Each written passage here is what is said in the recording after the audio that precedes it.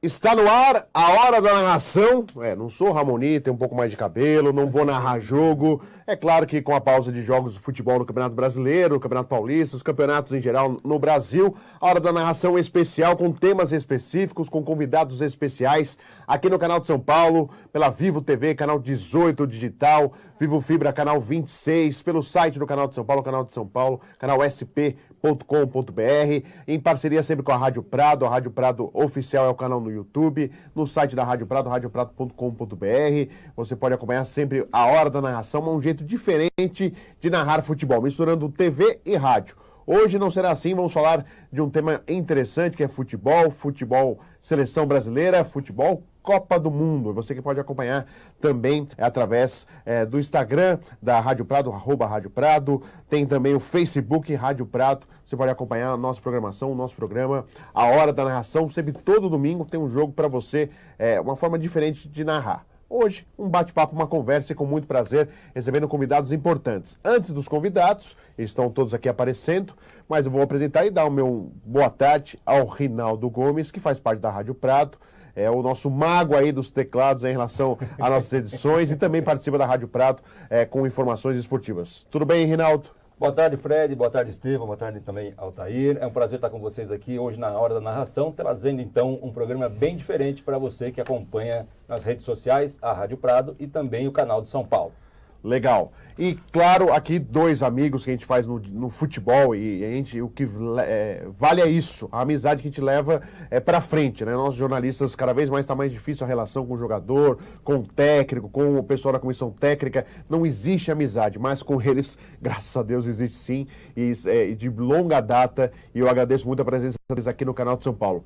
Está aqui do meu lado esquerdo, o Estevam Soares, técnico de futebol. Convivi muito com o Estevam quando foi técnico do Palmeiras, com boas histórias, bons momentos. Estevam, muito obrigado por estar aqui com a gente no canal de São Paulo, por vir até aqui. Vamos falar um pouquinho só de um assunto que você não conhece muito, que é futebol, Estevam. Falar muito do futebol, muito feliz em falar, muito feliz em estar aqui, certo? Muito feliz com o Rinaldo, com meu amigo Altair Ramos, né? Sim. E com todos que estão nos assistindo, para nós podermos interagir. Futebol é a nossa praia, né? É a nossa segunda vida. E principalmente por estar revendo você, um grande amigo. Obrigado. Né? De longas datas. É verdade, verdade. A gente vai contar um pouco das histórias aqui com o Estevam Soares também. E ao lado do Estevam, Altair Ramos, preparador físico de muita história, campeoníssimo no São Paulo, entre os clubes do Brasil, fora do Brasil. Altair realmente, quando a gente fala em preparação física, tem que citar o nome do Altair Ramos e com muita alegria a gente recebe ele aqui no canal de São Paulo. Altair, prazer mais uma vez aqui participando aqui com a gente. Você já participou do A Bola Não Para, meu programa, e agora aqui na hora da narração. Altair, prazer recebê-lo. Boa tarde a todos, prazer totalmente meu, né, de estar aqui com os amigos. E com você, que é uma pessoa especial, de fato o futebol está se distanciando muito o relacionamento de imprensa com jogadores, comissão. A nossa amizade é antiga e com prazer receber o convite. Sempre que precisar, pode contar comigo. Legal. Obrigado ao Altair e ao Estevam que fizeram uma mágica aí na agenda para poder participar aqui do programa A Hora da Narração. A gente vai falar de Copa do Mundo, mas não só Copa do Mundo, a temporada da Seleção Brasileira em 2018. Como foi, né? Com o técnico Tite, uma grande esperança nós tínhamos para a Copa do Mundo, pelo que foi feito na eliminatória, a campanha do Tite. Uma campanha de recuperação.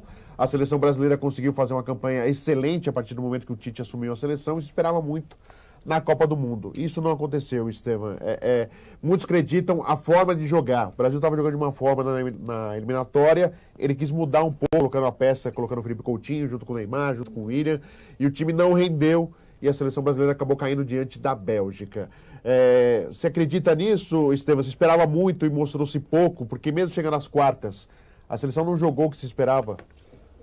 Olha, Fred, eu acho que o Tite, se nós buscarmos esse trabalho, ele é mais ou menos feito, né, realmente em duas partes. Primeiro, quando ele assumiu nas eliminatórias, nós vivíamos um momento de caos, uma desconfiança geral no Brasil, até pela primeira vez nós não participarmos da Copa do Mundo, e o trabalho do Tite e a comissão técnica foi feito com muita excelência. Tiramos o chapéu, foi uma coisa realmente inédita, o trabalho que ele fez, a desenvoltura da equipe em campo, com goleadas, com jogos realmente, né, com jogos convincentes. a meu ver, e é difícil falar até porque na profissão, mas eu acho que eu não estou falando nada mais do que ninguém, né, do que todos nós vimos. Mas eu acredito também muito a performance da comissão técnica do Tite, a não boa participação nossa na Copa. Nós perdemos um jogo nas quartas de final, onde tomamos um gol de bola parada, um gol de contra-ataque ou coisa parecida, mas a performance nossa não foi boa. Tecnicamente, nós, em momento algum, a equipe do Brasil conseguiu encantar os brasileiros ou dar um jogo parecido que fez nas um jogo parecido que fez nas eliminatórias e uma expectativa que nós pudéssemos ganhar aquela Copa do Mundo. Acho que a participação do treinador foi muito relevante em termos negativos. Talvez ele poderia ter feito diferente. Penso que acreditou muito em alguns princípios dele, né? E individualmente, se nós buscarmos até no próprio jogo da eliminação, eu costumo falar isso e eu não vi ninguém falar isso. Você sai perdendo um jogo numa quarta de final de Copa do Mundo de 0-2. O Altair está aqui, que faz parte da comissão técnica, você vai para o intervalo. No mínimo, ou no máximo, 2 substituições. Para não dizer 3, porque você teria mais 45 minutos. E se nós buscarmos, eu estou me atendo a isso, até por uma questão técnica. Vamos lá. Nós tivemos alguns jogadores que na Copa do Mundo não se portaram bem. O Paulinho fez uma Copa do Mundo pífia, o William muito mal. Gabriel Jesus. E o Gabriel Jesus, os 3 estiveram muito abaixo da média. Mas vamos lá. Vamos nos ater ao jogo anterior contra o México. Foi. Nós tivemos o primeiro tempo também muito ruim, certo? E quem foi o destaque do segundo tempo naquela partida? Foi o William. Sim. O William voltou para o segundo tempo, começou a jogar, veio pela esquerda, fez um cruzamento, que o Neymar fez o gol. Aí você tem que, vamos lá, você tem que fazer uma decisão no intervalo do jogo. Eu vou fazer pelo menos 2 substituições. A opção dele vai fazer uma, ok? Então, quem que estava mal naquele jogo? Paulinho mal, o William mal, certo? E Gabriel Jesus mal. Tecnicamente, o que eu acho que teria? Vamos fazer uma. Então, a comissão técnica, o preparador físico, o treinador e o auxiliar. Geralmente, naqueles 5 minutos, né, Altair? Se reúne para tomar as decisões. Já vem do campo, já vem... Certo? Já pensando, já vai conversando ali. Pensado aquilo, mas naqueles 5 minutos você decide. Vamos fazer uma. Você tinha 3 opções, 3 opções para tirar. O Paulinho, o Gabriel Jesus e o William. Vamos abrir o time? Vamos tirar o Paulinho? Certo? Trazer o Felipe Coutinho para trás para abrir o time. Não vamos. É o que ele decidiu. Nós vamos manter o Paulinho e vamos tirar um dos 2. Gabriel Jesus e o William. Quem que ele tirou? O que foi pior, o que foi melhor no jogo passado, é coisa que você só fala depois do resultado acontecido. Mas o treinador vive disso. O treinador vive, então, quer dizer que aí foi uma incoerência muito grande. Se no jogo anterior também estava 0-0, o segundo tempo foi decisivo pelo William, e ele tirou o William naquele intervalo, então era certo ele tirar o Gabriel Jesus e dar mais uma chance para o William. Ou seja, então, eu acho que em momento algum, então ele deve saber isso, porque nós todos, em qualquer setor da vida, principalmente no futebol, que é jogo, você tem uma autoanálise muito aprofundada. Ele deve saber disso também. E, Altair, a sua observação em relação, a gente fala que é o trabalho da comissão técnica. Claro que o Tite é o alvo principal, é a figura principal, é o que recebe as críticas, os elogios, é analisado o trabalho dele. Mas a gente não pode esquecer que nessa Copa do Mundo questionaram a parte física do Brasil. O Fábio Maceridian é um excelente profissional, um grande preparador físico, está há muito tempo com o Tite, já trabalhou em diversos clubes e é um cara experiente. Mas houve essa crítica em relação à preparação física do Brasil, estavam exagerando no ponto, o Maziotti também estava ali participando, também questionaram um pouco a recuperação de jogadores. Será que não estavam os jogadores se machucando? O Danilo se machucou por 2 vezes na Copa do Mundo. Houve até, Fred, desculpa intrometer, houve claro. Até uma participação de um irmão de um jogador. Sim, que criticou. Criticou via internet, teve uma coisa rede assim, social criticando a preparação física do Brasil. Neste momento não escapa ninguém, né, Altair? Acho que sobra para o técnico e para a comissão técnica da mesma forma, né? Não só o técnico de comissão, também diretoria. O diretor, quem está ali no comando também. Primeiro que Copa do Mundo, cada 4 anos. Né? São situações que concentração deve ser 100% de concentração. A gente vê, temos visto aí ultimamente nas Copas, família indo, ficando no mesmo hotel, amigos, situações que diferente de campeonato brasileiro, campeonato europeu, tá, enfim, campeonatos regionais, enfim. Então, é concentração total, foco total ali. A crítica da preparação física, de fato, existiu mesmo aí, mas não é fazer crítica a Fábio, que eu conheço, é um excelente profissional, o Ricardo que está com ele, enfim, mas tem que estar, você que está no comando ali, não tem essa, porque é o jogador de mais nome, a estrela, que tem compromisso fora ali do foco, que é a Copa do Mundo, são poucos jogos, 6, 7 jogos, né? São 7 jogos para chegar à final, então não existe como você não estar concentrado ali e se nos clubes nós temos o controle já de preparação física, de saber onde vai chegar o ápice, a manutenção para chegar durante a competição e a final, 100% de condições, né?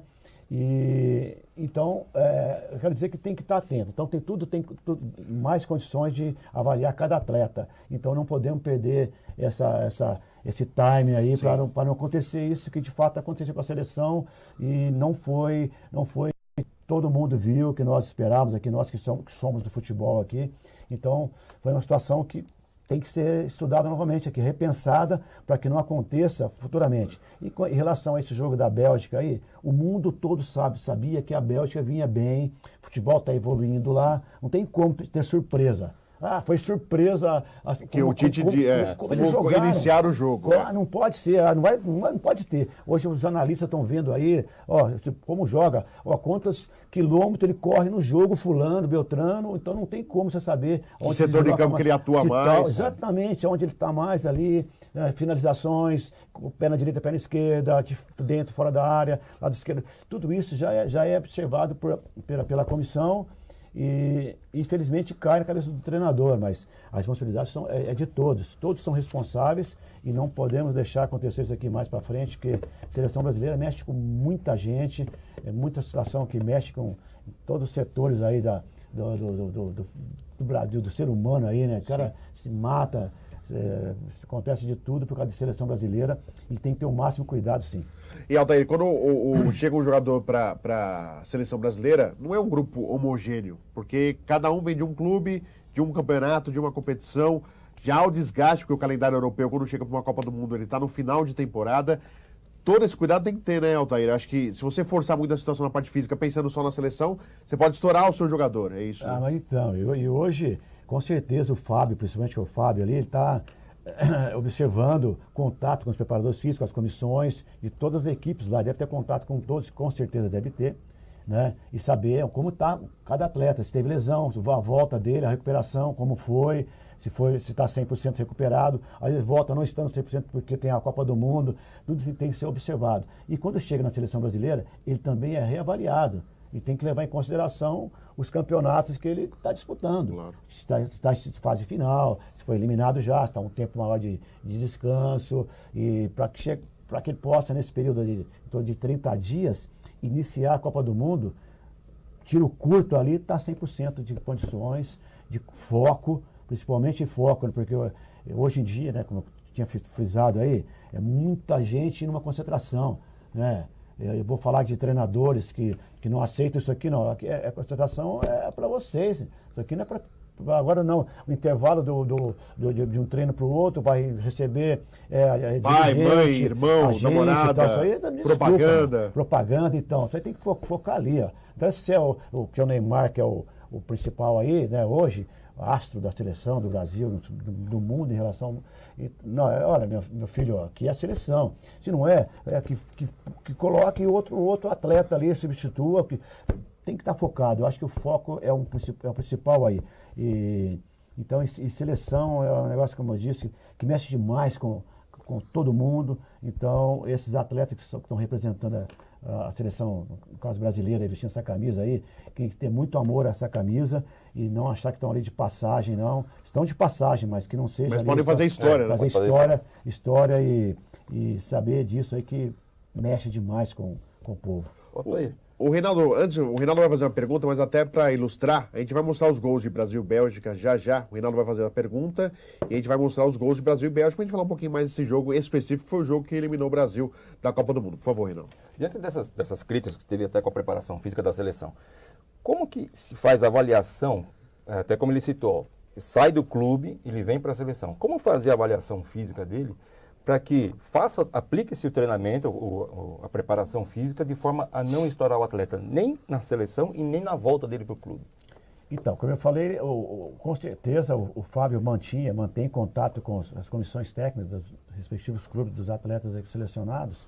E essa avaliação é para ver que estágio ele está ali.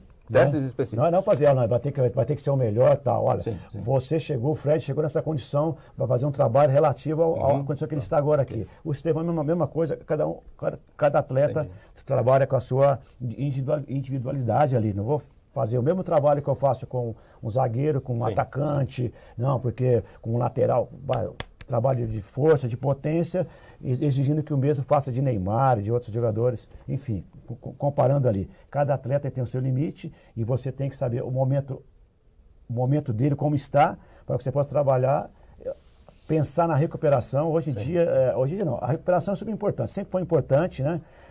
Desses jogos seguidos aí, estão fazendo uma quantidade de jogos muito maior que se fazia antigamente. Então, a recuperação tem que ter muita atenção nisso. E as avaliações vai dar um parâmetro para você, um norte para você seguir e buscando o objetivo principal, que ele esteja 100% de condições para iniciar uma Copa do Mundo e dar até o final. Perfeito. Altair, é claro que você cuida da preparação física, mas também é um profissional do futebol e viu os gols da Bélgica sobre o Brasil. São lances individuais, né? Momentos individuais. Um jogo tão equilibrado como poderia ser Brasil e Bélgica. Tá certo que a Bélgica no primeiro tempo matou o Brasil. Quando saiu os 2-0, muita gente ficou com medo do 7-1 da Alemanha. Tamanha a facilidade que a Bélgica chegou aos gols. O que você pensou no momento, analisando o jogo, avaliando essa partida? Realmente, o primeiro tempo foi meio assustador do Brasil, né? Não parecia... O Brasil já não vinha jogando bem, mas o primeiro tempo foi o pior de todos em relação aos jogos da Copa, né? Não. Foi terrível, parecia que o Brasil era uma equipe que não conhecia nada da Bélgica, ninguém sabia nada de ninguém lá. Não pode. E outra coisa importante que o Estevão pode falar com mais ênfase isso aqui, o lado psicológico, cara. Aquele 7-1 está marcado, vai ficar eternamente marcado aqui. E a seleção brasileira, principalmente a seleção brasileira, né? Não principalmente a seleção brasileira, todos os clubes deveriam ter um psicólogo trabalhando, categorias de base e profissional. Aí chega a Copa do Mundo, super importante ali ter alguém orientando, você vai viver uma situação, simulando situações que poderiam acontecer num jogo, são jogos decisivos, né?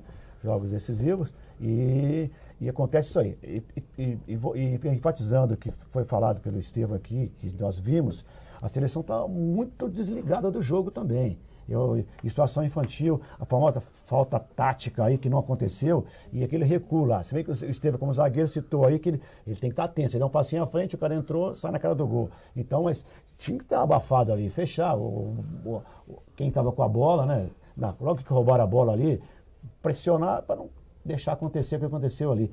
Isso pode se falar, o time é infantil, aqui. Ali não são infantis, é Copa do Mundo, são os melhores que estão ali. Tem obrigação de saber o que fazer numa situação dessa aí. Um contra-ataque, uma bola que poderia ser perigosa, o adversário melhor na partida, vamos segurar aqui, um segundinho aqui, olhou aqui, quem está ali na frente, um zagueirão, um capitão, vamos aí, gente, vamos acordar que a coisa não pode acontecer, não. Não vamos deixar repetir. Pode falar, cara. Em cima disso que o Altair está falando, falou sobre a psicologia, né? E eu acho interessantíssimo isso aí, mas nós direcionamos de alguns anos para cá, a psicologia esportiva, ela começou em 58 com o Carvalhais, né? Na Copa da Suécia, até fez aquele perfil psicológico do Garrincha, falou que o Garrincha não podia jogar. Não podia ser jogador de futebol. Coisas parecidas assim. E ela ganhou muito corpo, né? Nós temos grandes profissionais, a Regina Brandão, Henrique Kozak. Nós temos a Suzy Fleury, nós tivemos todos esses aí que foram os ícones nos anos 90. A Regina que teve um trabalho fundamental em 2002 com o Filipão, né? Tá, então aí eu vou questionar um pouquinho uma coisa, e depois para chegar onde eu quero falar. Eu acho que a psicologia esportiva, ela entrou por um campo no Brasil, nós precisamos rever isso, precisamos rever urgentemente, porque ela saiu do campo psicológico para entrar para o campo emocional. Eu chego no clube, estou indo agora para o Central de Caruaru, começo uma pré-temporada para o Campeonato Pernambucano em 2019, primeira coisa que eu chego, pego um psicólogo na cidade, alguma coisa, para traçar um perfil psicológico do meu elenco. Altair sabe o que eu estou falando. Então eu tenho jogador X, A, B, C, aquilo, ó, esse aqui... Na bronca o cara reage de um jeito. Esse aqui você não pode gritar, esse aqui você tem que passar a mão, esse aqui você tem que dar porrada nele e tal, tal. Então vamos lá. E a psicologia esportiva, ela entrou como um furacão no Brasil, uma participação importantíssima, só que virou psicologia motivacional. Tanto que eu aboli da minha área um pouquinho isso aí, porque certos psicólogos passaram a ser motivacionais. E não precisa disso. A maioria dos treinadores brasileiros, nós somos todos motivacionais e guerreamos, diferentemente da Europa, onde se olha, os caras ficam assim, nós aqui brigamos, gritamos. Isso é um ponto positivo, certo? O outro ponto que eu bato em cima é que nós, quando falo nós, certo, nós atletas brasileiros, somos muito, tem muito a ver com o que eu estou falando, muito mal preparados psicologicamente. Sim. Talvez pela nossa formação, por alguma coisa parecida, e vou até jogar uma coisa na mesa. Quantas edições de Copa do Mundo foram disputadas? 20, né? 20 edições de Copa do Mundo. Quantas edições o Brasil ganhou? 5, era ter ganhado muito mais. Nós somos o quê? Nós temos um cognome de rei do futebol, nós somos os reis do futebol, certo? Os Estados Unidos não são os reis do basquete? Sim. Eles ganham de 10, eles ganham 9, ou ganham 10. Então nós teríamos que ter, claro que o futebol é o esporte coletivo que existe mais zebra dentro do universo do esporte coletivo, é o futebol. Vamos dar um desconto. Nós teríamos que ter, no mínimo, 10 títulos. E se nós buscarmos algumas coisas aí, nós ganhamos 3 Copas na era Pelé Garrincha. 58, 62, 70. Certo? Nós ganhamos uma nos pênaltis. Que foi ali, o Parreira fez um trabalho de excelência taticamente, ganhamos nos pênaltis. Não que é demérito ganhar nos pênaltis, mas não foi nada disso. E uma que o Filipão peitou o Brasil. Talvez se leva o Romário naquela época, e assumiu para ele. Então, o que eu quero dizer com isso? Que emocionalmente nós somos perturbados. Nós perdemos 2 Copas do Mundo dentro do Brasil. Uma de 7. Então tem muito a ver, talvez até com o próprio Altair falou, muito oba-oba, muito de repente nós deixamos levar por coisas emocionais, e os nossos atletas são fraquinhos emocionalmente. Infelizmente. Isso é uma questão cultural, é uma questão de estrutura familiar. Isso. E também como o jogador é paparicado hoje. Porque o jogador hoje ele não tem atitude própria, né, Estevam? Assim, para ir no banco, ele tem um cara que faz o banco para ele. Ele levar a criança na escola, tem um motorista que leva para ele. E o Fred tocou num ponto que também as coisas vêm tomando dentro do futebol brasileiro, e eu costumo falar muito que se nós não mudarmos esse comportamental, certo? Se nós não mudarmos até taticamente, tecnicamente, a nossa maneira de preparar, principalmente a nossa base, daqui a pouco nós vamos estar perdendo, não para a Bélgica, mas para aquele time que foi a sensação lá, a seleção nova também que disputou esse ano aí, a Islândia, eu não sei para quem que estão se preparando, certo? Porque nós estamos marchando e não estamos conseguindo sair do lugar. O reflexo disso pode ser o Thiago, que chorava por qualquer coisa lá? Pode ser também. Certo, o Fred falou uma coisa aqui importantíssima. Nós estamos criando monstrinhos, sabe?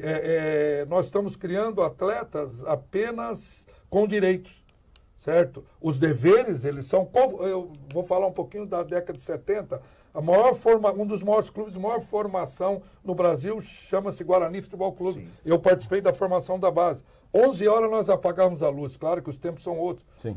Mas hoje tem que desligar o celular. Vinha o diretor de futebol, passava perto da gente, era o Tenente Rubens, um cara lá de... A gente, quando viu, o cara tremia, ou seja... Então, você tem que dar os direitos, mas tem que ter deveres também. Sim. Nós estamos esquecendo um pouco isso aí. Isso se constrói na base. Do resto, é só conversa. Estevam, e quando começa a se discutir... tem que abrir ou não para a família ficar na concentração, aí, porque isso foi assunto antes da Copa. Deveria abrir ou não, lembraram de Vegas, quando foi aquela bagunça na Copa de 2006, lembraram da preparação do Brasil em outras oportunidades, aquelas outras histórias de 94, fugia ou não fugia da concentração Romário. E teve histórias nessa Copa do Mundo, você sabe. Teve histórias, sim. Você sabe que teve eu já ouvi falar de histórias histórias cabulosas. Eu penso o seguinte... Mas isso, não, porque o treinador... Ele não quer perder o grupo no momento que ele sabe que é um momento decisivo, que é a Copa do Mundo. Abrir ou não abrir? Eu acho que tem feito uma dúvida na cabeça do Tite. Eu particularmente não abro. Nós temos... mas na Europa? A Europa é outra cultura. Estou falando aqui psicologicamente. A Europa não tem concentração. E vou fazer uma pergunta para o Altair. Você é um preparador físico... Você é um jogador.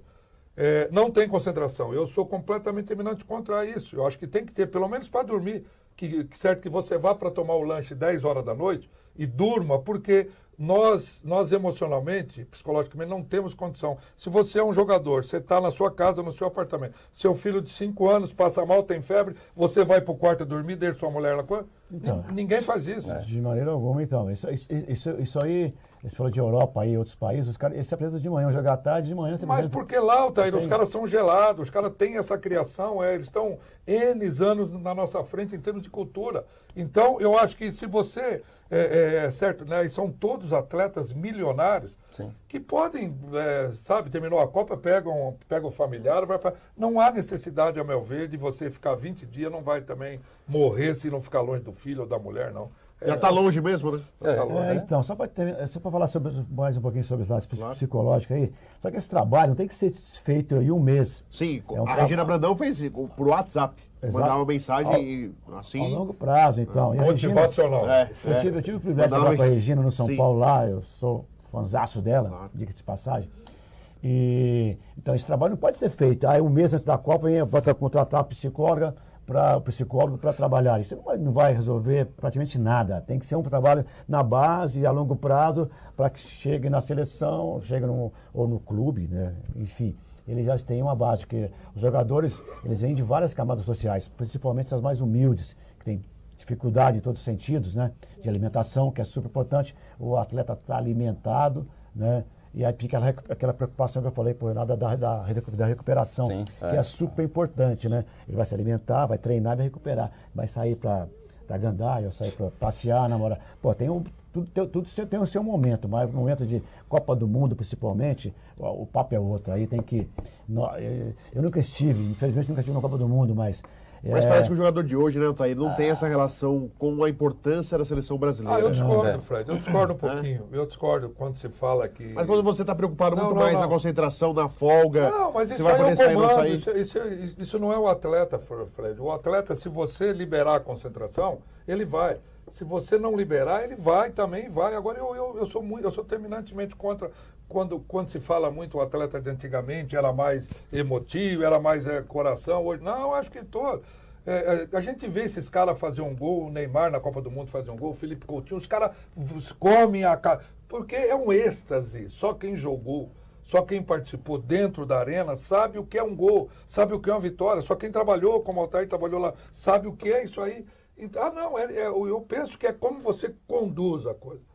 Como você conduz. Então, você conduziu a coisa... Não é questão de ser enérgico. Isso aí hoje também não tem muito. Hoje é muito liberal. O treinador não tem aquele negócio aquele xerifão. Mas você pode... Aliás, os treinadores xerifões, tirando o Felipão, que tem essa fama, o pessoal da turma ficando à parte, né? Que xerifão que é o Felipão, que abraça o Dudu e beija. Nós estamos vendo aí toda hora. É uma questão de direitos e deveres. Sabe? É uma questão... Você tem seu direito, você tem seus deveres. Pronto. Eu acho que, então, se fizer isso, tudo bem. E volto a frisar, hoje nós temos grandes, eu penso, temos grandes jogadores, o que nós precisamos é voltar a trabalhá-los, voltar ou trabalhar melhor na formação, no período de formação, com esse lado psicológico, isso é urgente, isso é para o Brasil. Nós precisamos voltar a trabalhar em termos técnicos à base. Eu tenho pego jogador profissional que quando recebem a bola aqui, estão de cabeça baixa. Não, recebe de cabeça baixa, porque hoje nós fazemos muito campo reduzido. Então, qual que é a função maior, ou qual que é a coisa prejudicial maior do campo reduzido? Você fica só de cabeça baixa. Você não tem a visão panorâmica do campo. Então, o cara recebe... Você tem mais conseguir se livrar da bola. Então. O cara recebe de cabeça baixa, no que ele domina, quando ele levanta para procurar um ângulo maior do campo, ele perdeu 3, 4, 5 segundos atrás da jogada. Então, esses pequenos defeitos, certo? Eu tenho visto escanteio contra... Outra coisa, geralmente vou treinar um escanteio defensivo. Eu fico quieto, meu time novo, que eu vou chegar agora no Central. Primeiro trabalho de posicionamento defensivo eu vou deixar. Bate escanteio. Eu vejo meu zagueiro, escanteio aqui, ele é agarrado com o cara aqui de costa para a bola. Se vocês podem, qualquer um de vocês aqui, quando tiver o próximo jogo da televisão, examina isso. Como é que o cara que ele é defensor, ele está preocupado em agarrar? Aliás, se o juiz levar ao pé da letra, vai dar pena toda hora. Verdade. Então, isso é uma questão de formação, é questão de formação da base, mas com complemento no profissional. Eu acho que aí sim eu acredito que esteja faltando essas pequenas coisas que talvez nós tivemos, eu tenho até saudade disso, né, da minha formação. Pô, você cabeceia com o olho aberto, você domina de cabeça erguida, você trabalha. Eu tive um massagista no Guarani, o seu Dito Braz, eu com 16 anos, massagista. Terminava o treino, ele me chamava de Bozinho, que era o apelido do meu irmão. Ô, Bozinho, vem cá. Falei, ô, seu Dito, você é perna direita, né, senhor? Termina o treino, treina a sua perna esquerda. Olha, um massagista falava isso. Então, você vai dar uma condição de ambidestro para um atleta, melhorar a parte técnica. Mas hoje tem essa parte, e o Altair da parte física, e pode falar muito bem, em relação à fisiologia, dessa preocupação do jogador não estourar em treinos. Então se bate muito menos falta do que se batia antigamente, jogadas de bola parada onde exige a repetição é feito de uma maneira menor, tudo porque mediu o CK, uma quantidade de sangue, vamos ver se vai ter uma contusão muscular ou não. É por aí, Altair, tem gente, não vou falar da velha guarda, mas mais experientes que estão meio que contrário a isso, dizendo que, por exemplo, a gente não tem mais batedor de falta no Brasil. A gente não vê mais batedor de falta no Brasil. Por quê? Porque não existe mais um treinamento. O jogador vai treinar, não treina, vamos pra cá, se recupera, se cuida que você vai estourar. Eu vejo assim, a relação da comissão técnica, os gestores ali, o cabeça, que é o treinador, ele tem que ter um bom diálogo ali e... Pô, se eu sei que você bate bem na bola, gosta de cobrar, bate bem escanteio e tal, eu vou tirar você conversar com o treinador conversar com o preparador físico, com a fisiologia, vamos tirar o Fred essa manhã aqui e vai cobrar falta, cara. Pode parecer meio, só cobrar falta. Ele participa do treino, uma parte do treino, outra parte que, essa parte ele pode ficar fora, que não vai... Não vai ter problema, não vai mudar nada. Ele cobrar falta, escanteio, né? E aí nós temos lá como controlar o desgaste dele ali. O CK hoje é muito utilizado. Se você forçar muito, ele vai estourar. Ele não vai aguentar no jogo, ele vai arrebentar. Você vai saber que no jogo, olha, essa semana o Fred treinou demais aqui, o CK está lá em cima, pode estourar. Então eu vou controlar, se eu tenho condições de saber isso aqui e enfatizar isso aqui. Eu vejo assim, né? Vou mostrar um exemplo atrás aqui, falar de coisas antigas, mas que deram certo e hoje dará certo também. O Conterê Santana, ele tinha uns jogadores lá que ele ficava cobrando falta. Quem é os cobradores de falta do time? Ele tinha lá Raí, tinha Leonardo, Dinho, os caras que batiam na bola forte, colocado e tal, e ficavam treinando. Vinham mais cedo, ficavam depois do treino, né, controlando ali para que não arrebentasse. Normalmente fala assim, fulano de tal, um treinador que arrebenta o cara, não quer nem saber, ele que manda e vai arrebentar o cara. Mas isso que eu falo no comando, é o gestor, são pessoas, seres humanos, ali você tem que controlar e tem maneiras para controlar isso. Eu vejo assim, então, são situações que tem solução, não é? Isso aí é impossível, cara. Tudo tem solução, cara. Pra qualquer situação da vida tem solução. Ainda mais você pegar um cara que tem essa habilidade de bater na bola, vamos segurar esse cara aqui, não endeusá-lo ali, vai ser diferente, em termos de trabalho, eu vejo dessa maneira. Então, vamos dar uma atenção, todos têm atenção, mas esse cara é um específico para cobrador de falta, escanteio, uma situação que pode nos dar uma vitória, um resultado melhor no jogo, vamos trabalhar em cima disso. Estevam, não tem mais batedor de falta aí no Brasil, muita gente critica que não tem mais treinado falta. Em cima do que o Altair falou, né, não é questão só de falta. Nós temos que enaltecer, e o mundo evolui, né, em todas as áreas, no futebol, no jornalismo, em qualquer setor da vida, existe uma coisa progressista que nós não podemos lutar contra isso nunca. Né? E a educação física no futebol, após a Copa de 74, né, com aquela performance, começou na Copa de 70, o Brasil se preparou melhor, mas na Copa de 74 a Alemanha, um esplendor de forma física, aquela seleção holandesa, o carrossel fisicamente voando, então não há mais como você frear. Sim, a evolução física, através da preparação física, através da fisiologia, ela foi um absurdo.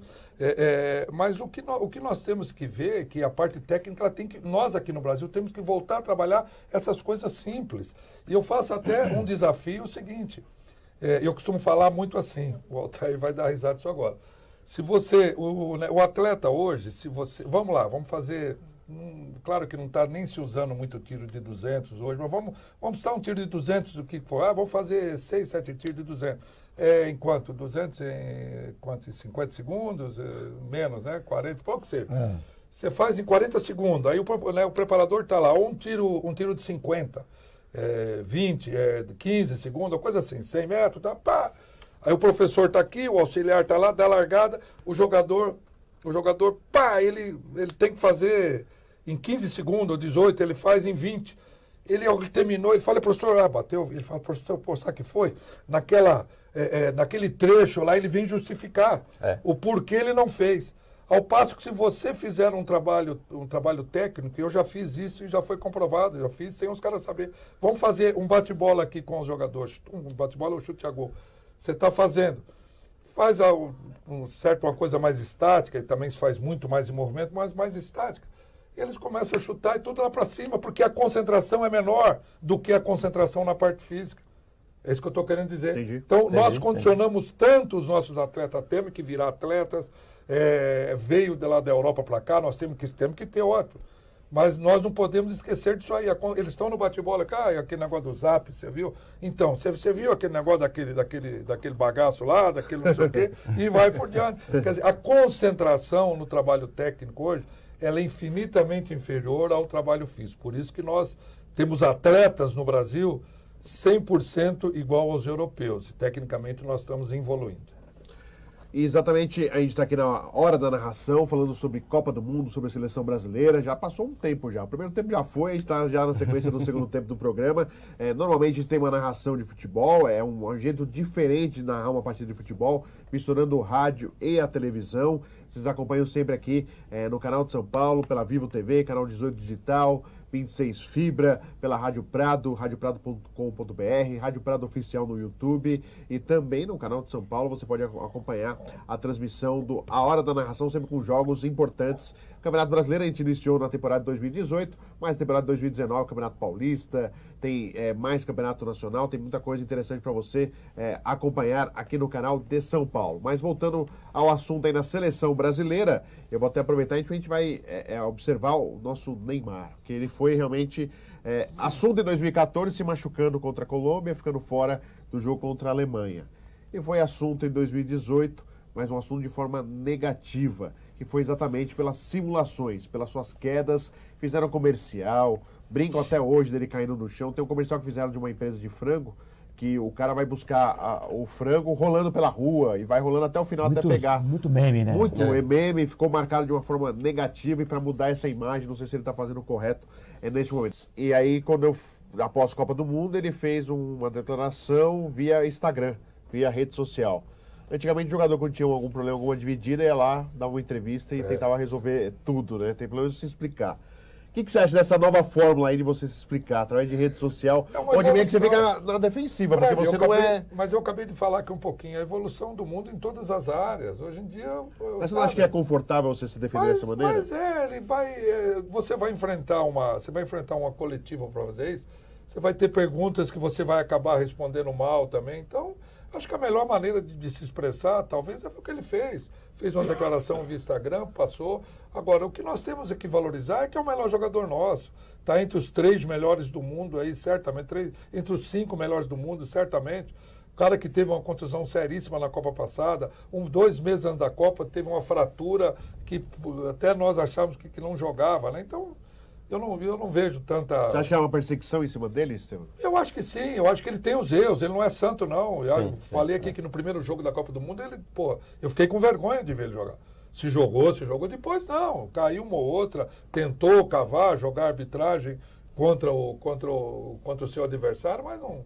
Acho que não... Você acha que cabe um trabalho da psicologia esportiva aí? Eu acho que o Neymar é um status tão grande, é um cara que chegou num patamar tão grande, talvez não seja nem a questão psicológica, questão dele com a família. E a família dele é o pai. Eu tive com o pai dele até alguns meses atrás, ficamos mais de 3 horas no apartamento e conversando um dia, falamos sobre tudo, e ele falando sobre o menino, nós falando que eu tenho uma experiência com o Neymar desde 12 anos, num jogo no Pacaembu, nós tivemos, e eu pude ver o quanto ele é um coração maravilhoso, depois de anos que ele já era o top, ele veio, lembrou daquela passagem de um jogo um jogo comemorativo no Pacaembu, Que ele jogo entrou do em Iraque, campo, é. que ele entrou porque eu pus ele para jogar. Então, eu acho que é uma questão dele com o pai, dele amadurecimento, de buscar, porque ele, sabe, cara que talvez não tenha mais o que buscar. O pai dele me mostrou mostrou no laptop dele uma coisa interessante, uma foto dele centrada, com um monte de flechinha assim, com todos os patrocinadores. Eu falei, tem quanto aquele falou? Tem mais de 70. Certo? O logotipo do... Então isso é muito para um moleque. O planejamento inicial é que o Neymar tivesse 10 patrocínios pessoais. Eles tentaram segurar no começo só 10. Tinha Porque não dá pra segurar. Ele falou, tem aqui uns 70, eu nunca vi daquilo, uma coisa, as flechinhas, cada flechinha o logotipo do pai. Então, eu acho que é questão dele com o pai. E ele tem, você vai buscar dinheiro, o cara não precisa mais, bilionário. O que talvez ele busca? Ser o melhor do mundo. Para ele ser o melhor do mundo, certo? Ele e o pai reunirem e buscarem essa excelência. Qual a excelência? Pô, filho, você está caindo muito. Talvez a única pessoa, ou a melhor pessoa para orientá-lo, não é nem psicólogo, é a própria família, o próprio pai. Mas até essa condução, né? Estevão e Altair também pode falar, porque vocês convivem com os pais. O Neymar pai tem uma ascendência muito grande em cima do Neymar, a gente sabe disso, não é de hoje, desde garoto, sempre tem uma ascendência muito forte. Será que ele está ouvindo o pai dele? Será que, porque às vezes sabe que a gente percebe isso para quem observa a opinião pública no geral. Depois da Copa do Mundo a gente esperava um outro posicionamento do Neymar, um posicionamento de correção de rota, para melhorar essa imagem, porque o Neymar uns amam demais e outros odeiam demais o Neymar. O Neymar não consegue ser uma coisa única, só de amor. Tem também as críticas, o Neymar é muito criticado. Existe um pouco uma dose da inveja, tudo em relação a ele, pelo sucesso que ele faz. Infelizmente isso existe. No Brasil existe muito isso, em relação a uma pessoa que se destaca em algum campo. Mas você não acha que precisaria, e eu passo até para o Altair, o pai ter uma participação mais efetiva no sentido de mudar essa imagem que se criou? Porque ele saiu do Barcelona, ele era coadjuvante no Barcelona, mas um Barcelona onde chega em tudo, para ser o aço principal no Paris Saint-Germain, que não é o mesmo peso do Barcelona. E aí precisa exatamente da postura. Se você não melhorar a postura, como que você vai conseguir ser o melhor do mundo, ganhar títulos importantes para o Paris Saint-Germain? Porque ganhar o Campeonato Francês, com todo respeito, não é o que o Neymar quer. Ele quer ser campeão da Champions com o Paris Saint-Germain. O que você acha, hein, Altair? Eu vou te falar, é o seguinte, é lógico que todo mundo sabe, você tem uma equipe ali, o seu comandante, nós, a comissão, o staff todo ali, sabe quem é quem. Então esse comando, essa gestão aí, é ser humano, você tem que saber exigir dele, cobrar dele o máximo dele ali. Saber que tem gente, como os pais, o pai do Neymar, a princípio a gente imagina, fica uma dúvida, ele ajuda ou não ajuda? Eu tenho essa dúvida aí, porque tem situações aí... Eu não tenho, eu vou falar depois você terminar. Então, vou dar a minha opinião. Mas, você tem mais contato, pode dizer isso aqui, mas pra gente que está fora aqui, imagina que às vezes pode te atrapalhar, a gente não sabe...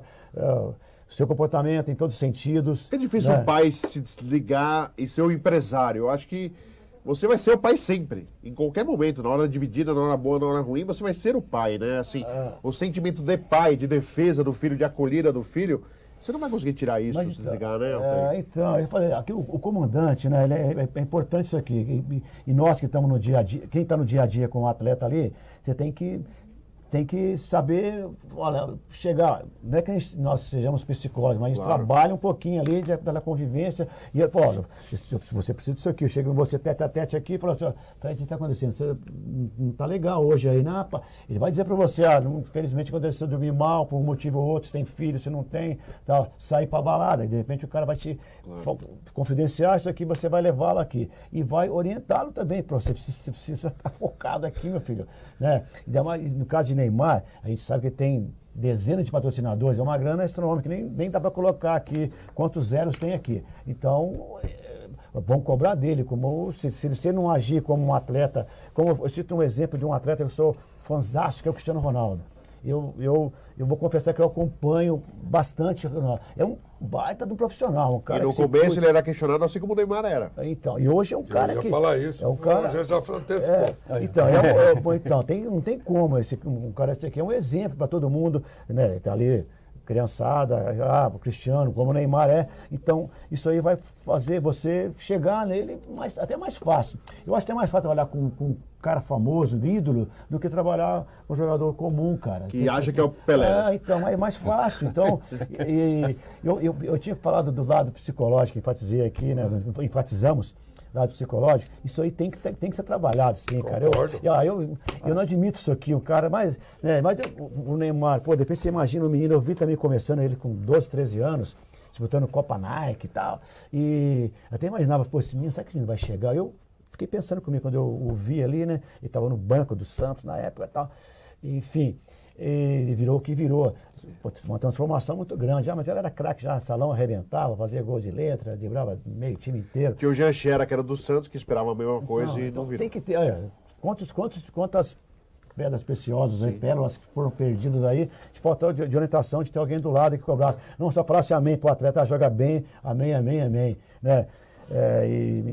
Então essa cobrança tem que ter, e esse posicionamento aí de quem está no comando ali, tem que ter, você vai abrir algumas exceções para ele ali, olha, no caso do Neymar, quem está no comando dele aqui, putz, hoje eu preciso sair mais cedo do treino, ou não treinar hoje à tarde aqui, porque eu tenho uma gravação para o patrocinador e tal.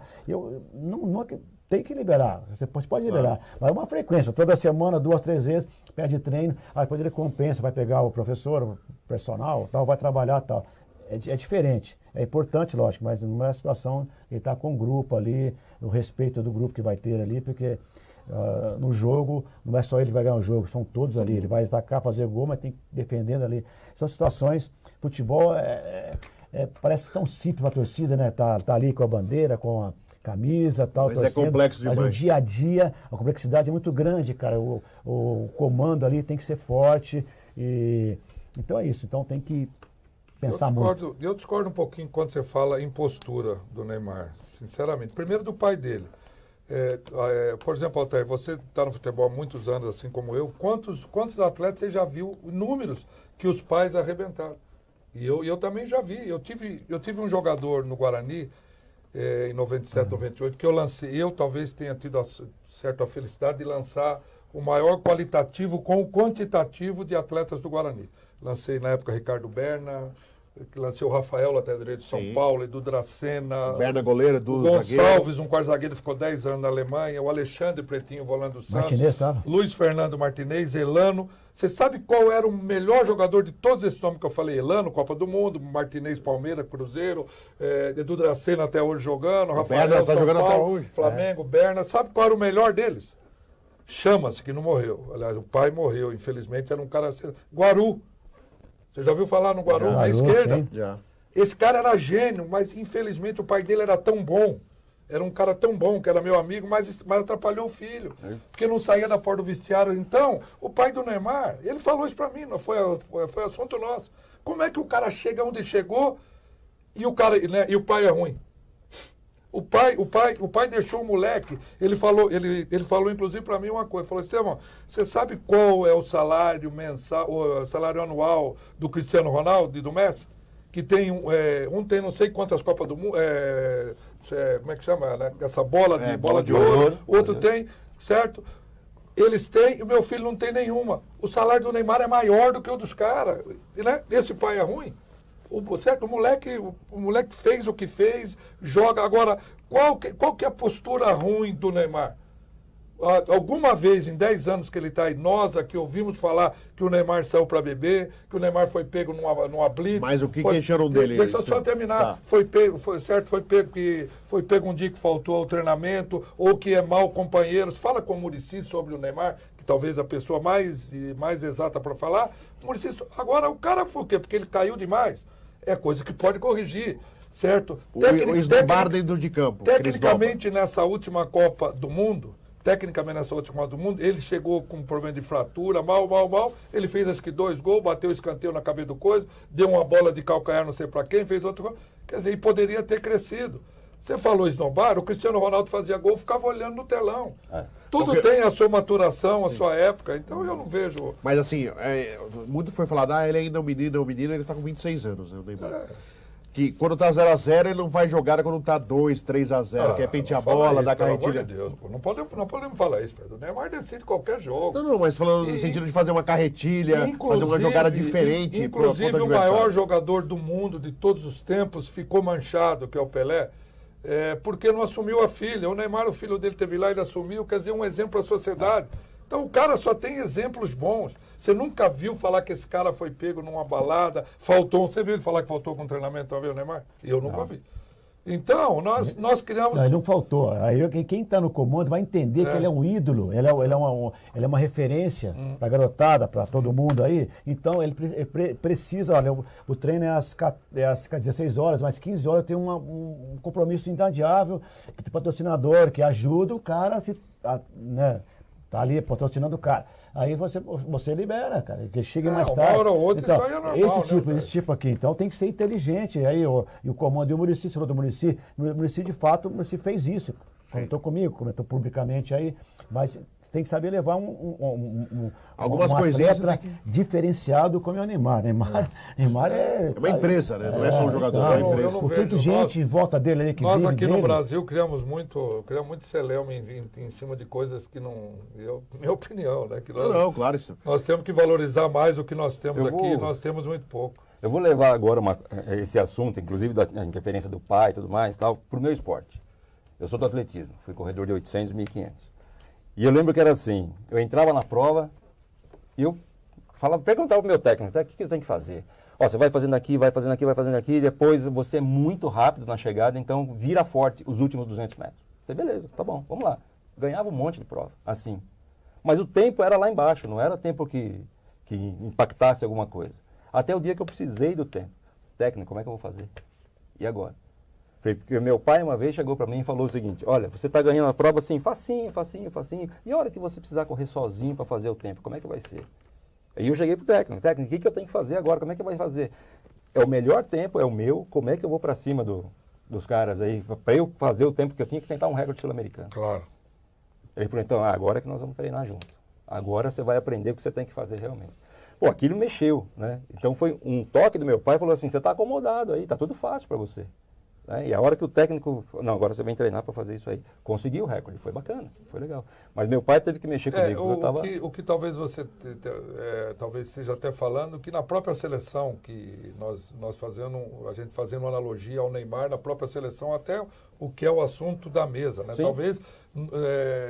Talvez a gente precise de um comando, certo? O próprio Tite, que vai para a próxima agora, já com experiência e tal, e que divida um pouco mais também, né? Eu acho que os erros da seleção, nós jogamos muito a culpa para cima do Neymar, que caiu, mas não foi. A culpa é nós não montamos bem, a nossa convocação, nós tivemos questionamento, nós temos um erro completamente, isso ao meu ver, nós temos um erro no Brasil terrível, certo? Essa seleção nós podemos, vamos supor, de 20 jogadores de linha para 7 jogos, né, Altair? Você não usa mais que 15, cara. 14, 15. Por que não há uma obrigatoriedade do comando da seleção? Por exemplo, fazer como fizemos, quando que o Ronaldo Fenômeno foi? Que 94. Só passeou, foi lá pegar espelho. Por que nós não levamos esse ano? O próprio Neymar e o Ganso em 2010, o número que levar. Teria que ter ido. Por que nós não levamos agora esse Paquetá do Flamengo, o Arthur, que é... O Arthur há 6 meses é titular. Porque como que o Arthur não tinha condição de... E depois acabou a Copa, o Arthur foi convocado. Foi convocado. Então, se eu sou presidente da CBF, eu baixo uma portaria. Olha, para o treinador, tá?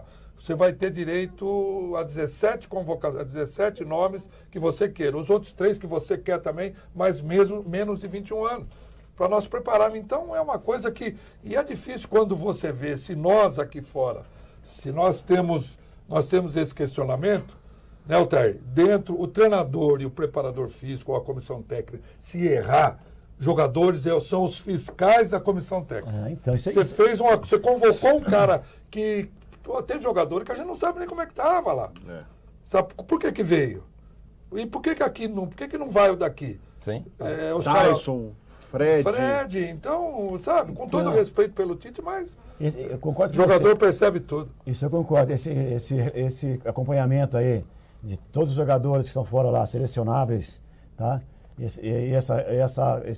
Esse contato de comissão, de preparador físico, com outras comissões técnicas, né? E no caso citado desses meninos aí que teriam oportunidade, como o Ronaldo foi em 94, isso é uma coisa óbvia. Vocês estão sendo acompanhados, pô, tem um potencial ali, é diferenciado, por que não trazer?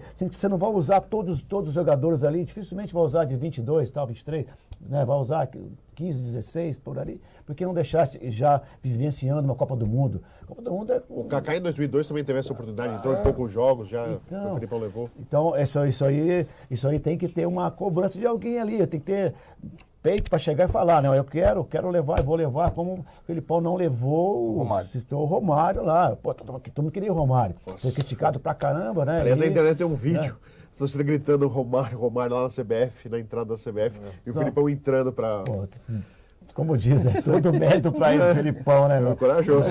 Mas, são convicções, né? São convicções. Sobre convicções, Estevam, vai muito na linha que a gente está falando aqui. O Tite teve a convicção dele de fechar o grupo, logo depois da eliminatória, ele fechou o grupo, não abriu espaço para muita gente entrar e manteve isso para a Copa do Mundo. É muito cedo ter fechado o grupo daquela maneira como ele fechou? Era melhor ter aberto e exatamente colocado esses jovens que estavam aparecendo no futebol nacional para dar a oportunidade de participar de uma Copa do Mundo? Ou realmente o treinador fica naquela dúvida, poxa, será que eu fico com esse grupo aqui que me ajudou na eliminatória e vão para a Copa do Mundo? Ou eu vou deixar um ou outro de fora e como vai ficar o grupo perante a isso? Eu acho que fechar o grupo é importante. A participação da comissão técnica do treinador com aqueles atletas que responderam para ele, isso é legal. Isso é, sabe, uma coisa importante e é confiável, é confiança. Você tem uma retaguarda mais importante, mas o problema é que surgiram alguns outros jogadores que participaram muito pouco nas eliminatórias. Então você não pode fechar os 23? Eu acho que não, você pode fechar com a sua base. A base titular, aquela uma, acho que tem que se fechar. Se os caras lutaram por mim, os caras me ajudaram no momento que eu assumi que eu não tinha esse status a nível time nacional ou a nível de seleção brasileira, até a nível mundial. Os caras me ajudaram, eu também vou ser grato com eles. Não por gratidão, por meritocracia. Claro, os caras também estão jogando e estão nativos, estão bem.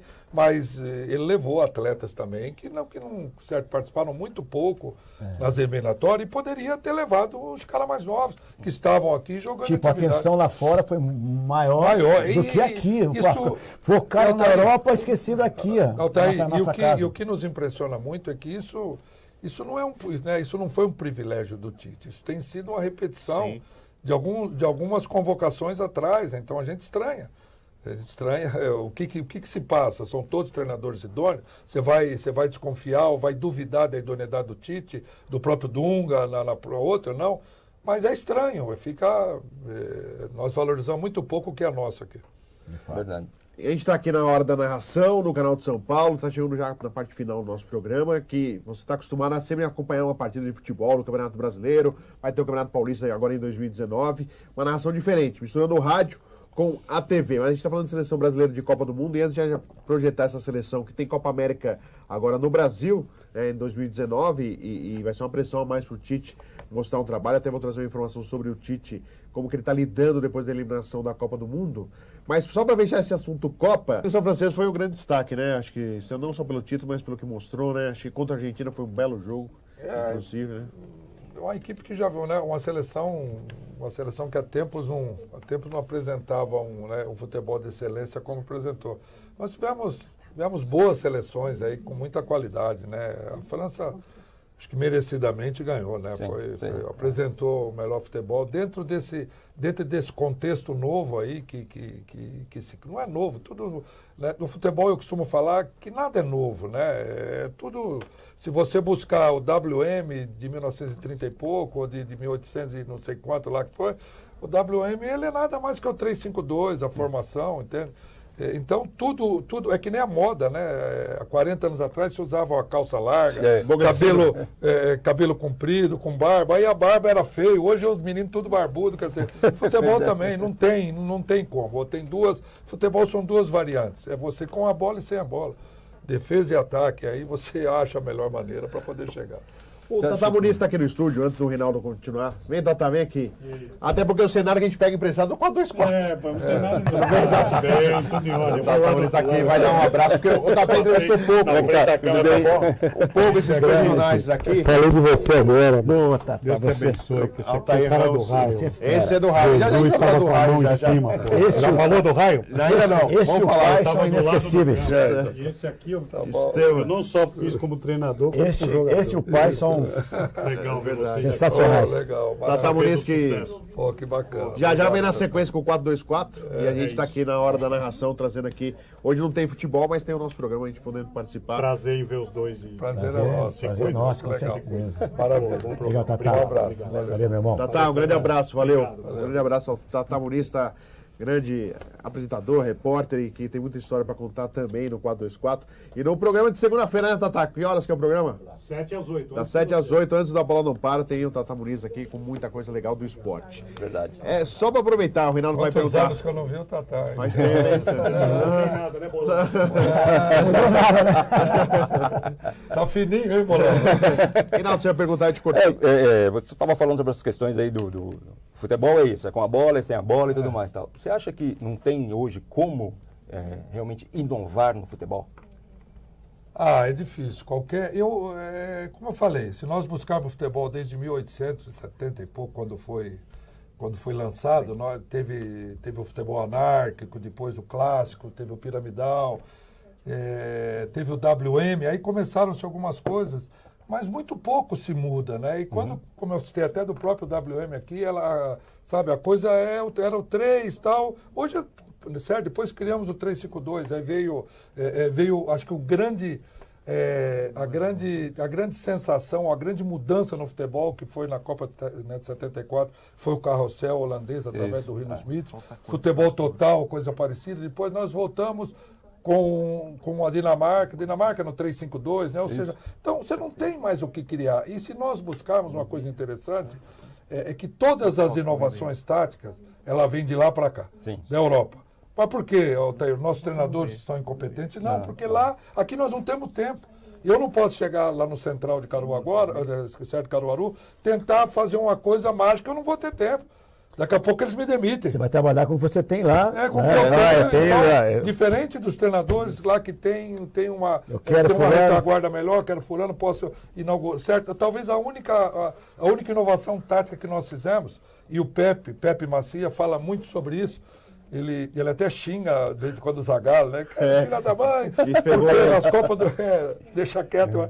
Toda a Copa do Mundo eu machucava um mês antes, 58. Quer dizer, o que nós jogávamos? Nós jogávamos como jogava lá, 4-2-4. E o Brasil, sem querer, lançou, com a contusão do Zagallo, do Pepe, 58, um mês antes da Copa, o Zagallo entrou, fez o 4-3-3, tudo demais. Nós copiamos. Então, tudo eu acho que é como a moda, se transforma. O próprio Vanderlei tem falado muito sobre isso. Hoje, qual é a moda? É o 4-1, 4-1. 4-1-4-1, nós jogamos há muito tempo. Sim, certo? É o 4-2-3-1. 4-2-3-1 agora. Sabe? Não muda. Eu acho que nos últimos anos aqui, certo? O Mano trouxe em 2008, trouxe da Europa, que estava lá o 4-2-3-1. Eu lembro que nós jogávamos no 3-5-2, enfrentava as equipes do Mano, o Corinthians, era difícil. Como é que você vai sair do 3 para marcar 1? 4-2-3-1. Pô, era 3, você perdia um jogador no meio. Aí a gente tirava um zagueiro, puxava para a lateral, empurrava o lateral como ala, trazia o extremo lá como meia. Ou seja, até a gente achar o Mano e todo mundo entrar, eu acho que a grande novidade que nós tivemos também, eu até falei para ele um dia, encontrei aqui no Shopping Higienópolis, São Paulo, ele estava no Palmeiras, foi o Marcelo Oliveira. Tá. Porque aí todo mundo ficou igual, no 4-2-3-1. Aí marcava, certo lateral marcava o extremo. O Marcelo foi bicampeão no Cruzeiro como? Com esse 3-1 dele, o 3. Não era, porque o Corinthians o Mano trouxe, era o Dentinho e o Jorge Henrique, se eu não me engano, e o Danilo de número 1. Isso. Se eu não me engano. É isso aí. O Dentinho, quer dizer, eram extremos. Você marcava lateral com extremo, lateral com extremo, começava na preleção, marca o volante, pega o Danilo, anula o Danilo. Né? E ele trouxe no Cruzeiro a grande inovação tática nos últimos anos do Brasil, que foi o 4-2-3-1 com 3 meias, que era, você me ajuda, era o William Bigode, esse Everton Ribeiro. Everton Ribeiro. E o... Flamengo. O Ricardo Goulart. Eram os 3 meses. O que acontecia? Quando eles estavam de posse de bola, o Cruzeiro pegava a bola, os 3 rodavam. Aí você não achava. Certo? O Ricardo Goulart estava na direita, entrava como meia por dentro, seu lateral ficava sem função. Aí quando perdia a bola, o que estava mais perto ocupava os espaços na marcação. Ou seja, do contrário, eu não vejo grandes, sabe, eu não vejo grandes mudanças. O que eu acho legal é que aí sim a participação do treinador é muito grande, da comissão técnica, você saber aquilo que você tem na mão. E tirar o máximo dele. Eu vou chegar no Central. Eu contratei 8, 10 jogadores, alguns eu conheço, os outros eu conheço através de indicações, de links. Tem os jogadores lá. O que eu vou ter que ver? Pôr a bola para rolar, a parte física, a parte técnica, e começar a observar. Bom, eu tenho aqui, então eu vou jogar no 4-2-3-1, ou no 3-5-2, ou no 4-4-2. Ver o que você tem melhor e dentro daquilo tem uma variante. Porque... Então a gente que está no futebol há bastante tempo, a gente vê aqui os treinadores, né, enfim, a inteligência do Estevão aqui, ele chega futebol pra caramba, né, porque tá aqui na minha frente, não. Mas o tirar do jogador, mudar durante o treinamento, nos jogos, para os jogos, você mudar ele de posição, de função ali. Eu sei que esse lateral aqui, vou fazer um exemplo, lateral esquerdo ali, se eu colocar ele no meio, ele vai render pra caramba, ele vai me ajudar desse lado aqui, dessa maneira e tal. Ou seja, chega a acontecer uma surpresa para o adversário, como aconteceu com a Bélgica, com a gente aí. Que eu vejo isso infelizmente pareceu surpresa, né? Não conhecíamos a seleção da Bélgica. Ele mudou o jogo, a Bélgica mudou mudar a posição de 2, 3 jogadores ali. Pô, mas o time mudou, mas é o mesmo time que está jogando, né? Aí vai entre os números lá, 4-3-3, 4-2-1. O que o Altair está falando também muito legal é que isso aí é um conceito meu. O grande treinador ou o bom treinador é aquele que tem dentro de um time que ele pode, durante os 90 minutos, ele fazer uma situação, sair de um 4-2-3-1 para um 4-3-3 sem mexer o banco. Sim, com a própria mudança. Você tem que ter pelo menos 2 alternativas. Formações táticas para o jogo. Que você não está dando. Modifica, faz um sinal lá que nem o Vanderlei fazia, como é que é? Girando. Fazer assim, é um helicóptero. Helicóptero. Faz uma mudança X que você sai de uma função X para uma função Y. E acaba confundindo o adversário. Interessante. Exatamente. Isso aí. A gente vê várias situações que aconteceu. Eu fico relembrando as situações que eu vivi, mas relembro com muito carinho, porque uma pessoa que tinha maior trabalhação que eu tenho. Ele faz isso aqui. Ele fez isso com o Ronaldão, que chegou até a Copa do Mundo. Com o Leonardo. Tinha dificuldade de bater na bola. Tem o mérito do Ronaldão também. Isso é um cara que eu tenho um carinho também especial por ele, que ele, antes do treinamento, após o treinamento, quase todos os dias, ele me chamava, alguém que estava ali. Superava, né? Preciso de domínio, passe, trabalhar fundamentos do futebol também. Né? Ele sabia das deficiências dele, de passe longo, de virada de jogo. Então ele fazia, a gente ajudava ali, um prazer, a gente está na bola, a gente não tem horário para ir para casa. A gente chega, primeiro a chegar e não tem horário para ir embora. Então, com prazer, escurecia, já estava ali e você via, no final você via o jogador saindo bem, se consagrando ali e ajudando a equipe, né? Ou seja, buscando sempre chegar no topo ali dos campeonatos, buscando títulos, isso aí foi muito importante. E ainda do assunto seleção, já está chegando na parte final da hora da narração, mas eu tive contato com uma pessoa bem próxima do Tite e dizendo que ele, depois da eliminação da Copa, não está sendo o Tite, que todo mundo conhece.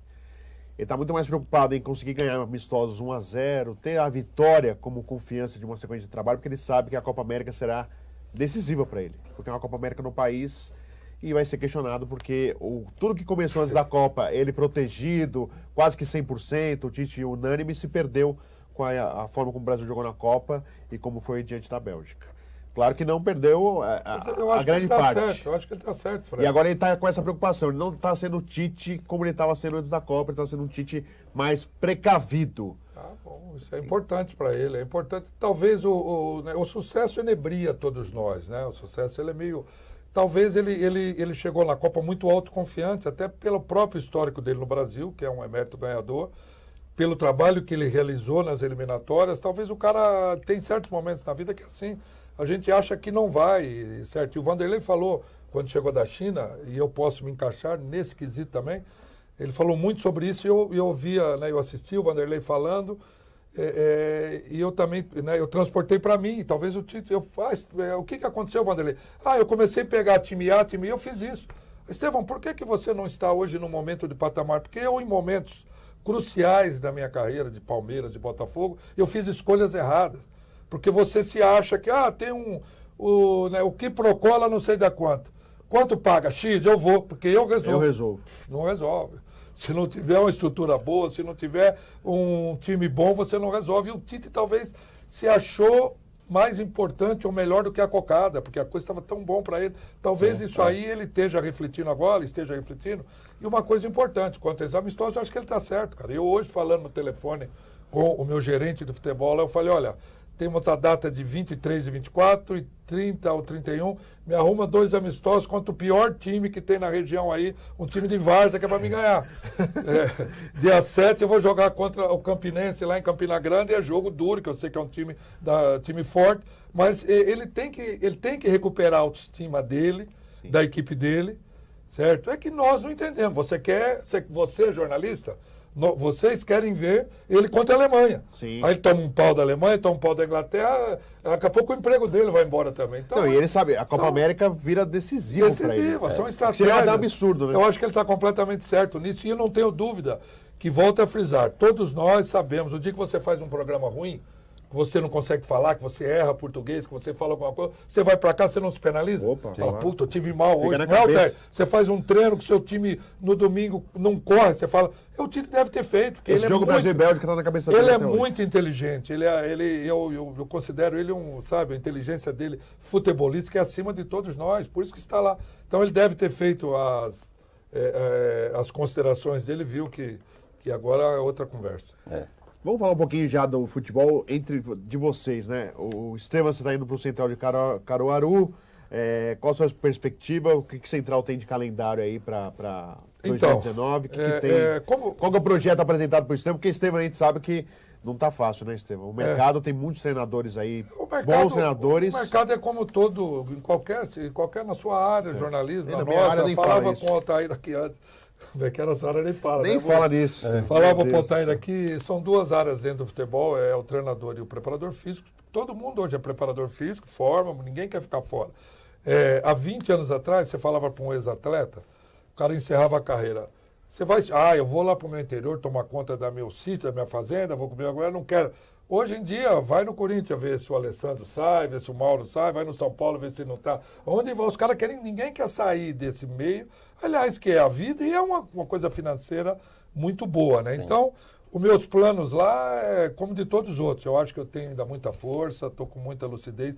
Tenho tido, durante esses últimos anos aí que eu tenho pego coisas... Só bucha de canhão. Bucha de canhão. Tenho tido uma resistência muito grande por parte principalmente minha filha e minha esposa. Pô, vai trabalhar aqui, vai fazer. Falo, não, enquanto eu tiver lustro, enquanto eu tiver com cabeça, com força, e eu quero sair o dia que eu queira sair, não o dia que eles queiram que eu saia.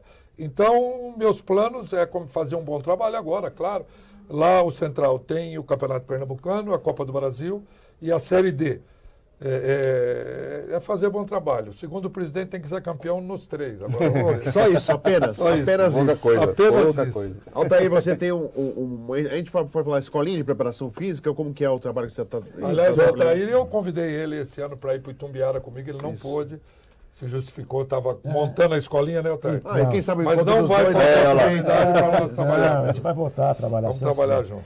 Mas eu tinha aberto junto com os amigos aí uma academia. A princípio era fazer clínicas de futebol e tal, certo. Mas aí eu vendo que seria melhor a gente abrir uma academia que trabalhasse um trabalho funcional, um trabalho físico, técnico e tático, os trabalhos realizados também, porque muitos tem os adultos e tem as crianças. Os adultos participam de campeonatos, aí Society, outros campeonatos amadores por aí, são trabalhadores que procuram uma qualidade de vida melhor, aí então vêm treinar com a gente lá. E eu estou muito feliz aí, agora a gente está abrindo turmas aí, legal, então tá muito legal. E o retorno, sabe? Leva o Fred lá, pô. Você levar o Fred comigo lá. Então. Pode dar uma emagrecida, mas preciso mais. Só mais. Pelo menos mais uns 10 quilos, pelo menos. Eu ia falar 30, você foi... Pô, você tá 30, você tá aí, né? Aí você vai matar, eu vou subir aí, pô. 10, Não, pra respirar melhor. Mas então, enquanto não vem uma coisa legal pra gente poder voltar ao futebol mesmo, no dia a dia, da adrenalina lá em cima e tal, eu estou levando a escolinha que me satisfaz, me faz bem. Legal. Eu me sinto bem e o retorno das pessoas que treinam, dos alunos lá, é muito legal. E vou até citar um caso especial Claro, aqui de um garoto aí de 10 anos, né, que ele chegou lá, os pais conhecidos meus, tal, meu filho para treinar com você e tal, né? E ele bem acima do peso, né? Só que ele não se alimentava direito, não tomava café para treinar. Fast food. Aí você pode chegar nele e falar, pô, deixa comigo. Depois de 6 meses, o menino já está... Quem olhar no início e agora, se transformou. Que legal. O menino, ele chegava toda semana, me levava um bilhetinho. Hoje eu comi alface, hoje eu comi brócolis, frutas, né? Tomei café da manhã, comi café da manhã e tal. Não tomei refrigerante. Não, exatamente. Aí, Pô, que legal. então, isso é uma coisa que tão pequena, mas que me satisfaz. E eu estou ajudando também esses garotos aí que querem uma formação legal no futebol, quem sabe esses mais novos aí tentar uma avaliação em clubes de futebol, e os mais velhos também aí que eles ajudam, eu os ajudo na qualidade de vida, e esse retorno deles aí para mim é importante. Financeiramente pode não ser bom, mas eu me sinto bem, me satisfaz de um lado aqui, e se tiver uma grana legal, ótimo, se não tiver, estou feliz em poder ajudar as pessoas. Tem alunos também que fazem de graça, que não tem condições de pagar, que eu ajudo. Pô, que legal. Não, É o telefone da escola lá do... Não, depois eu passo o contato aí. Vou dar o endereço aqui, Pode o meu falar. contato. Então é isso, tem garotos lá que não tem condições, Sim. que eu os ajudo, porque eu sei que se fosse eu ali que tivesse sendo ajudado, estou muito feliz. Eles dão o retorno deles, chegar sempre no treino, chegar, me dar estender a mão e dar um abraço de um garoto que você mal conhece, chega, isso aí faz bem para mim. Então, eu faço isso de coração e... Então aproveita, Altair, já passa o contato então para quem está acompanhando, que a gente já está no finalzinho já do programa. Fica na rua Sansão Alves dos Santos, ali no Brooklyn, entre Berrini, imagina, legal. da estação CPTM do metrô, da CPTM, né? Berrini.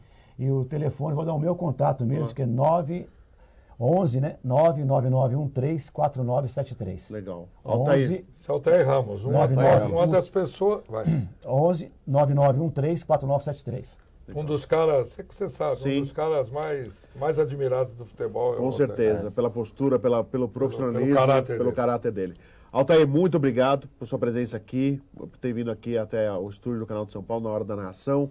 Sucesso pra você, viu, Altair? Você viu que hoje você deu uma entrevista, ninguém perguntou do raio. Tá falando do raio, mas ninguém perguntou do raio. Mas ninguém perguntou. Só você que falou do raio. Ninguém falou do raio. Não, quer que eu fale do raio? Não precisa não. Não tem trauma. Obrigado, viu, Altair? Obrigado pela presença. Eu agradeço o convite, né? Tá aqui. E pode contar sempre comigo, se precisar aí. Sempre elétrico, né? Com toda a eletricidade, toda a força aí, entendeu? Legal. Tá bom? Obrigado. Muito obrigado, viu, Altair, por ter vindo vocês, aqui. imagina. Grande Esteban Soares. Esteban, valeu, um grande abraço, viu, Esteban? Vai ficar o caso para outro. Fica um mistério aí. Os casos bons, mas fica para outro. Só falar uma passagem rapidinha, né, do treinador, né? O Otto Glória, finado Otto Glória já falava. Foi treinador da Portuguesa, do Santos, da seleção portuguesa, que o treinador, ou ele é besta ou é bestial em Portugal. Se ganhar, ele é bestial. Se fez tudo certo e deu errado, ele é besta, que lá em Portugal é o burro. Verdade. Foi um prazer estar com vocês. Legal, aqui. Estão. Muito obrigado. Um abração. Rinaldo, Bacana. muito obrigado, viu, Rinaldo? Até a Eu próxima. agradeço estar com vocês aqui, foi sensacional, né, esse trabalho com vocês hoje. E aguardem aí que brevemente vocês estarão de volta. Legal. Agradecendo a todos a audiência, a participação aqui no Canal de São Paulo. Um programa especial hoje, a hora da narração. Não tem jogo de futebol, mas teve bate-papo, teve uma conversa legal, interessante sobre a seleção brasileira, a Copa do Mundo, futebol, opiniões, visões interessantes para você que acompanha no canal de São Paulo, Vivo TV, canal 18, digital, 26 Fibra, pela Rádio Prado. Você tem muitas opções para acompanhar e assistir a gente. Até a próxima.